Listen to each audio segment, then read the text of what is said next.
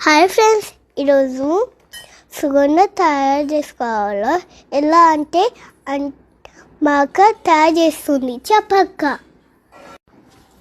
నైతంతా నానబెట్టుకున్న గోందు కతీరాను వేసుకున్న తర్వాత నానబెట్టుకున్న సబ్జా గింజలను వేసుకోవాలి. దాని తర్వాత నన్నారి షరబత్ని వేసుకోవాలి. దాని తర్వాత నిమ్మకాయ పిండుకోవాలి. దాని తర్వాత ఒక స్పూన్ హనీని వేసుకున్న తర్వాత బాగా కలుపుకోవాలి. దాని తర్వాత ఒక సరిపడంత నీళ్ళు వేసుకొని బాగా కలుపుకోవాలి. అంతే.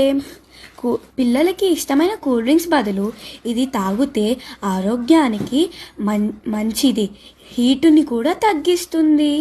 మీరు కూడా ఒకసారి మీ ఇంట్లో ట్రై చేయండి.